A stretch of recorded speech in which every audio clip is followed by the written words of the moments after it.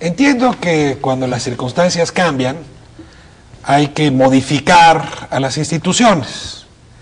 Y entiendo que esta es la razón por la que se plantea una reforma energética, entre otras cosas. Ahora hablaremos de Pemex, su régimen fiscal, pero con respecto a la exploración y explotación petrolera, entiendo que hay necesidad de mover la ley. No te voy a preguntar ahorita en qué puntos, pero sí quisiera que me ayudaras en gradación, desde tu perspectiva como abogada, las leyes que regulan la vida petrolera del país. Y me refiero concretamente a la Constitución, pero desde luego a las leyes secundarias. ¿Qué tanto del 1 al 10 tendrían que moverse para movernos a estas nuevas circunstancias de la explotación petrolera?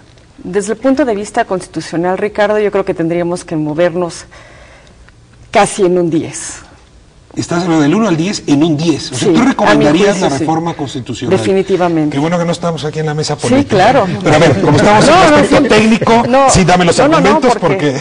Yo sé que mi postura es muy poco popular, pero tenemos una cláusula constitucional tremendamente prohibitiva. ¿Cuál es? La del 27, que dice: en materia de petróleo y los demás hidrocarburos no se permitirán ni concesiones ni contratos.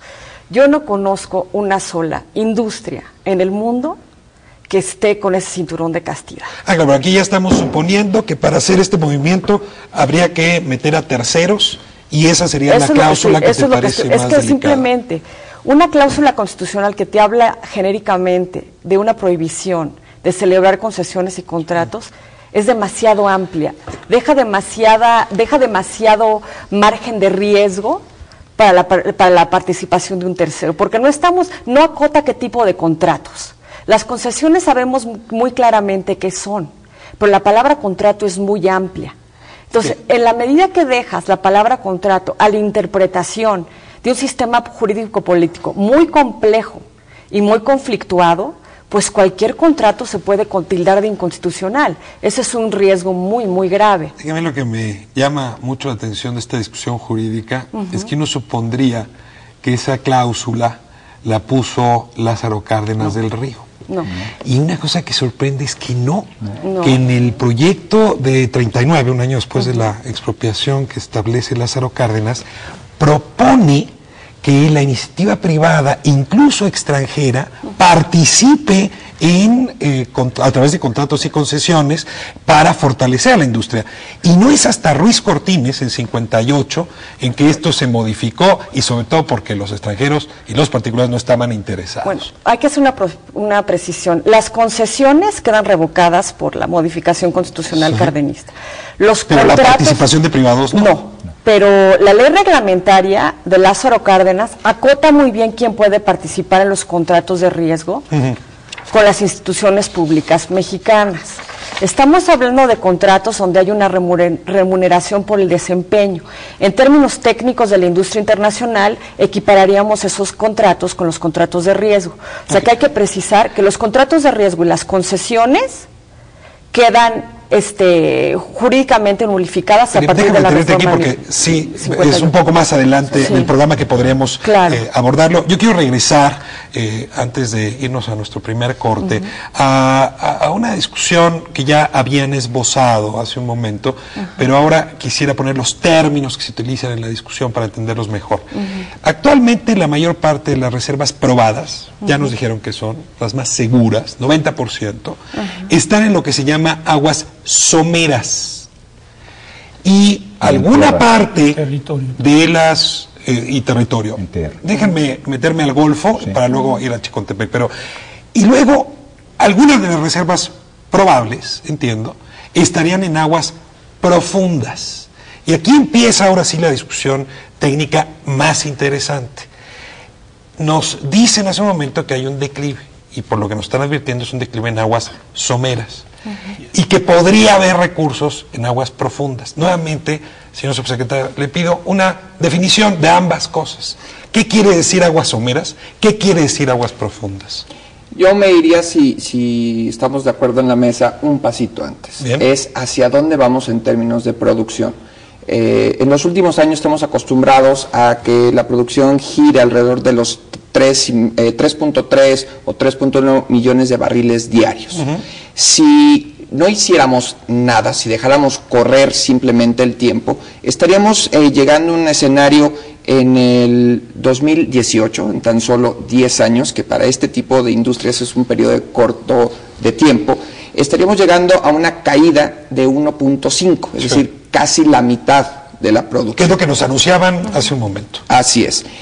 Todavía si nos movemos un poco más en el tiempo, al 2021 es donde encontraríamos el mayor riesgo de tener ya una situación entre oferta y demanda nacional deficitaria, y perderíamos algo así como 1.8 millones de barriles.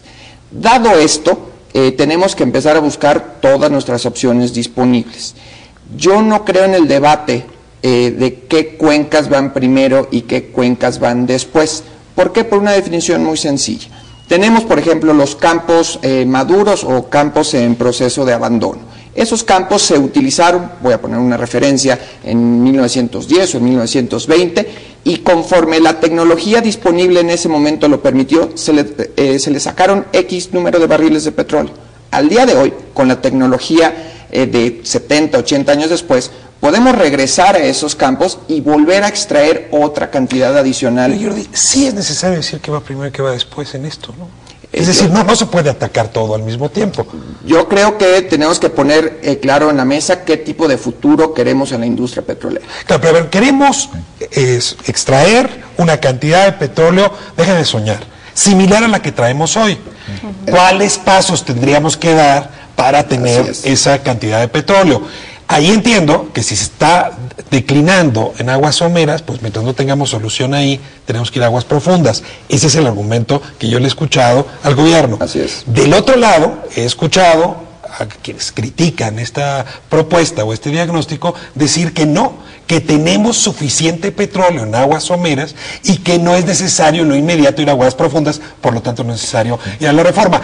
Entiendo que ahí está planteada la disyuntiva, incómoda, pero ahí está. Si me permiten, nos vamos a corte. Correcto. Y regresando le entramos ahora sí a esta primera discusión técnica que no tiene todavía solución en la deliberación pública. Regresamos en un momento, quédese con nosotros. Estamos de vuelta discutiendo sobre este debate sobre el futuro del petróleo con nuestros expertos, especialistas. Y bueno, antes de irnos a corte, planteaba yo, quizá de una manera muy maniquea, y si lo hago les pido una disculpa, quería hacerlo más bien esquemático, que una de las discusiones técnicas más interesantes que yo he revisado en los medios, que por un lado hay quien está planteando que dado que se está acabando el petróleo en aguas someras, hay que ir a aguas profundas, lo cual implica un cambio importante. Y hay quien está planteando, por cierto, ingeniero, se lo he escuchado a usted, que en aguas someras tenemos suficiente petróleo. Y en territorio. Y en territorio, como para no tener que ir en lo inmediato a aguas someras. Déjeme poner esta disyuntiva, que, insisto, es maniquea, Jordi, pero nos ayuda un poco a esquematizar esta discusión. ¿Su opinión al respecto? Sí, mire, tenemos de reservas probadas, redondeando cifras, 10,000 millones de barriles de petróleo. En reservas probables, otros 10,000 millones de barriles de petróleo. Y en reservas posibles, otros 10,000 millones de barriles. Esas sí son reservas. Ya sabemos dónde están y se tiene ya identificado cómo poder incorporarlas de posibles a probables y de probables a probadas. Y la manera de hacerlo es aplicando procedimientos de recuperación mejorada, que son obligatorios en otros países y que aquí no se han aplicado por la premura que ha tenido Pemex, la presión de producir lo más que se pueda y al menor costo. Entonces, un director de Pemex o de PEP tiene que jerarquizar una cartera de proyectos de inversión y las jerarquiza donde son más rentables. Entonces, nos hemos ido siempre al petróleo más barato. Se descubren, después de lo que teníamos en Poza Rica en explotación, que satisfacía más o menos las necesidades de la demanda interna, se descubren grandes yacimientos en la región sur, como Samaria, Cunduacán, Sitio Grande, etcétera, pues quedaban 20,000 barriles, y se abandonan la explotación, bueno, se descuida. Y luego se descuide la región marina, como dijo el ingeniero, Cantarell, Catún, Pochuc y ahora Cuma, Los Saps. Entonces, nos vamos al petróleo más barato y no aplicamos los procedimientos de recuperación mejorada que permitirían ya tener como reservas probadas cantidades muy superiores a las que pero don Francisco, lo sigo en su reflexión. Hay una serie de procedimientos que no se han seguido, pues porque con lo que estábamos produciendo parecía suficiente, y bueno, las empresas a veces tratan de hacer negocio de la manera más fácil hasta que se les pone difícil, como está siendo el caso ahora, lo cual nos obliga a redimensionar el asunto.